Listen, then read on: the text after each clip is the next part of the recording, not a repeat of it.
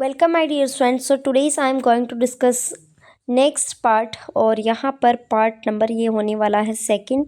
जो मैंने first part है उसमें आर्टिकल 1 से लेकर 18 तक डिस्कस किया है। अगर आपने नहीं देखा है तो आपसे रिक्वेस्ट है कि पहले आप फर्स्ट पार्ट को देखिए, फिर आपको ये सेकंड पार्ट आपको देखना है।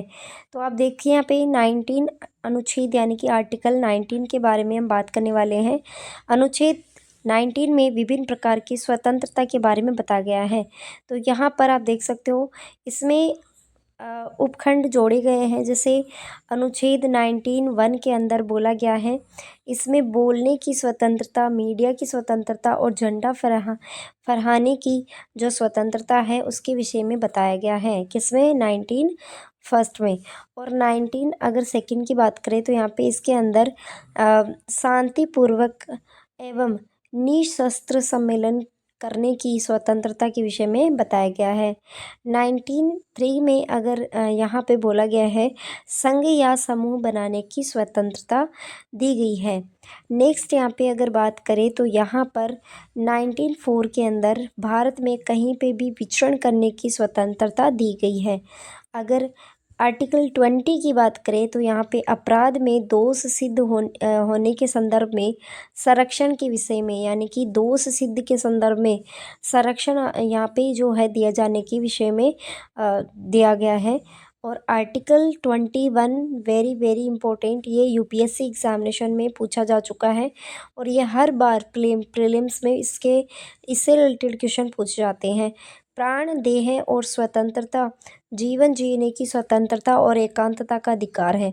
और इसमें जो 21A आर्टिकल है ये भी जोड़ा गया है इसके अंदर। इसको 88वां संविधान संशोधन 2002 के तहत जोड़ा गया था।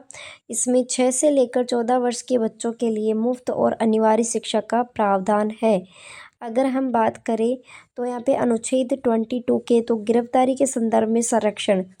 अब आगे देखते हैं शोषण के विरुद्ध अधिकार। ठीक है, तो आर्टिकल नंबर 23 कहता है मानव तस्करी और बलात् श्रम पे क्या होना चाहिए? प्रतिबंध का प्रावधान होना चाहिए। नेक्स्ट यहाँ पे है अनुच्छेद 24, मानव श्रम और प्रतिबंध का प्रावधान है। और बाल श्रम और प्रतिबंध का प्रावधान लिया गया है आर्टिकल नंबर 24 में। 25 में बात करें तो यहाँ पे भारत में किसी भी धर्म और उसके रिवाजों को मानने का अधिकार दिया गया है। अगर आप ये नोट्स, हैंड रिटन नोट्स लेना चाहते हो तो दिए गए व्हाट्सएप नंबर पे आप व्हाट्सएप मैसेज करके भी आप नोट्स ले सकते हैं। नेक्स्ट यहाँ पे आर्टिकल 26 है जो धार्मिक कार्यक्रम और धार्मिक सम्मेलन को करने की स्वतंत्रता रखी गई है। अगर हम अनुच्छेद 27 की बात करें तो यहाँ पे भारत में प्रत्येक धार्मिक जो आते हैं उनको कर से फ्री माना जाएगा, यानी कि टैक्स फ्री उनको यहाँ पे लगाया जाएगा। नेक्स्ट है यहाँ पे अनुच्छेद 28 की बात करें तो भारत के किसी भी शैक्षणिक संस्थान में धार्मिक शिक्षा नहीं दी जा सकती है, लेकिन भारत के अल्पसंख्यकों को अधिकार है कि वह अपने धार्मिक शैक्षणिक संस्थान स्थापित कर सकते हैं। नेक्स्ट यहाँ पे आर्टिकल 29 कहता है संस्कृति प्राप्त करने का अधिकार। आर्टिकल 30 कहता है शिक्षा प्राप्त करने का अधिकार। और अब यहाँ पे इम्पोर्टेंट नोट के जरिए यहाँ पे अनुच्छेद 16 जो पहले था इसको अनुच्छेद अब 19(1) में परिवर्तित कर दिया गया है। अब यहाँ पे कहा गया है आर्टिकल 32 बहुत ही ज़्यादा इम्पोर्टेंट है। हर टॉपिक है, बार बार में पूछा जाता है, हर एग्जामिनेशन में इस यहाँ से क्वेश्चन बनता है। तो इस अनुच्छेद के तहत यदि हमारा कोई मौलिक अधिकार हमसे छीना जाता है तो हमें सीधे उच्चतम न्यायालय में आवेदन करने का अधिकार है या अधिकार प्रदान करता है।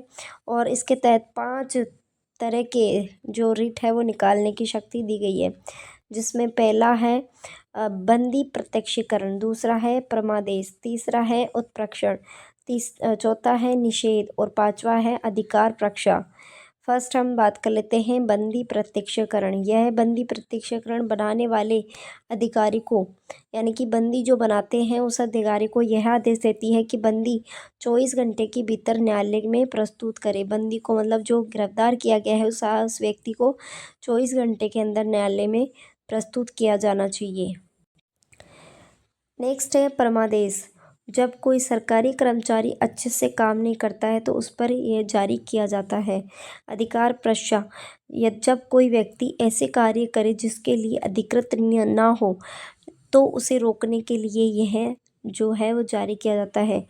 प्रतिषेध, जब निचली न्यायालय अपने अधिकारों का उल्लंघन करके कार्य कर रही हो तो ऊपरी न्यायालय द्वारा ये जारी किया जाता है। अब बात आती है उत्प्रेषण की। इसका मतलब होता है सूचना देना, यानी कि यहाँ पे बोला गया है कि जब निचली न्यायालय अपने अधिकारों का उल्लंघन करके कोई फैसला सुनाता है तो उच्चतर जो न्यायालय है अधीनस्थ न्यायालय से किसी वाद के बारे में उस अधीनस्थ न्यायालय में चल रहा होता है उसकी समीक्षा के लिए डॉक्यूमेंट्स और डिमांड करता है। इसका तात्पर्य यह नहीं है कि उच्चतर न्यायालय अधीनस्थ न्यायालय के निर्णय के ही विरुद्ध हो। अब बात करते हैं यहाँ पे आर्टिकल 33 के बारे में, जो कि यहाँ पर आप देख सकते हो आर्टिकल नंबर 33। संसद भी अनुच्छेद 33 के अंतर्गत कानून बनाकर उनकी सेवाओं का समुचित निर्वहन सुनिश्चित करने तथा अनुशासन के रखरखाव के लिए भी सशस्त्र सेनाओं को यहाँ पे क्या किया जाता है, पुलिस बल के सदस्यों के मूल अधिकारों के अनुप्रयोग को प्रतिबंधित कर सकती है। नेक्स्ट अगर बात करें यहाँ पे तो आर्टिकल नंबर 34, यह 1948 के संविधान का भाग नहीं था। इसको आर्टिकल 14 और 16 यहाँ पे जो है 14 और 16 नवंबर 1949 में अपनाया गया था और इसका संबंध मार्शल लॉ से है। अगर बात करें आर्टिकल नंबर 35 की तो यह अनुच्छेद विभिन्न प्रकार के विशेष जो अधिकार है वो प्रदान करने की बात कहता है। जैसे 35 ए कहता है कि इसके द्वारा जम्मू और कश्मीर को विशेष अधिकार प्रदान किए गए थे और जिसको 30 अक्टूबर 2019 को ख़त्म कर दिया गया है। तो कुछ ये टॉपिक आर्टिकल्स थे जो कि इम्पोर्टेंट है यूजीसी नेट या फिर यूपीएससी एसएससी एग्ज़ामिनेशन को ध्यान में रखते हुए नोट्स बनाए गए हैं। अगर आप इन नोट्स को लेना चाहते हो तो आप मुझे व्हाट्सएप मैसेज कर सकते हो और वीडियो अगर अच्छा लगता है तो लाइक शेयर सब्सक्राइब करें। पार्ट 3 देखने के लिए पार्ट 3 आपको कमेंट में लिखना है। बहुत जल्द मैं आपको पार्ट 3 भी आपको प्रोवाइड करवाऊँगी। तो thank you so much for watching this video. Thank you so much. Keep watching and keep learning.